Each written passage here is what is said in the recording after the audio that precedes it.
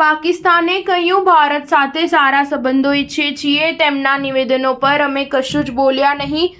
કાશ્મીર સહિત દરેક મુદ્દાને વાતચીત દ્વારા ઉકેલવા તૈયાર છીએ. પાકિસ્તાને કહ્યું છે કે તે ભારત સહિત તમામ પડોશી દેશો સાથે સારા સંબંધો ઈચ્છે છે. તે કોઈપણ વિવાદને વાતચીત દ્વારા ઉકેલવા માટે તૈયાર છે. પાકિસ્તાનના વિદેશ મંત્રાલયના પ્રવક્તા મુમતાઝ ઝહરા બલોચે શુક્રવારે કહ્યું હતું કે ભારતના નિવેદનબાજી અને તમામ મુશ્કેલીઓ છતાં અમે જવાબદાર વલણ અપનાવ્યું છે. મુમતાઝે વધુમાં કહ્યું, અમે જમ્મુ અને કાશ્મીર વિવાદ સહિત ભારત સાથેના તમામ મુદ્દાઓને વાતચીત દ્વારા ઉકેલવા માટે તૈયાર છીએ. અમે શાંતિપૂર્ણ રીતે આગળ વધવામાં વિશ્વાસ રાખીએ છીએ. અમને આશા છે કે બંને દેશોમાં શાંતિ જાળવી રાખવા માટે ભારત પણ વાતચીતથી સમસ્યાઓનો ઉકેલ શોધવાની કોશિશ કરશે.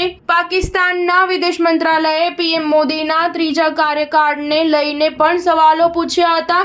તેના પર બલોચે કહ્યું કે ભારતમાં સરકાર બનાવવાની પ્રક્રિયા હજુ પણ ચાલી રહી છે. આવી સ્થિતિમાં આ અંગે કોઈ નિવેદન આપવું યોગ્ય નથી. બીજી તરફ લોકસભા ચૂંટણીના પરિણામોના થોડા દિવસો પહેલા જ પાકિસ્તાનના પૂર્વ મંત્રી ફવાદ ચૌધરીએ કહ્યું હતું કે તેઓ ઈચ્છે છે કે નરેન્દ્ર મોદી આ ચૂંટણી હારી જાય. ફવાદે કહ્યું હતું કે પાકિસ્તાનમાં દરેક આ ઈચ્છે છે. ભારત પાકિસ્તાનના સંબંધો ત્યારે જ સુધરશે જ્યારે બંને દેશોમાં ઉગ્રવાદ ઘટશે.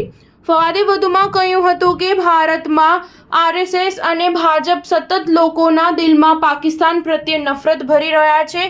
નરેન્દ્ર મોદીની વિચારસરણી કટ્ટરપંથી છે. તેમના માટે પરાજિત થવું ખૂબ જ જરૂરી છે. જે પણ તેમને હરાવે, પછી તે રાહુલ હોય કે કેજરીવાલ હોય કે મમતા બેનર્જી હોય, અમારી તેમની સાથે અમારી શુભેચ્છાઓ છે. સ્ટાર ન્યૂઝ 7 હંમેશા સચ્ચાઈની સાથે.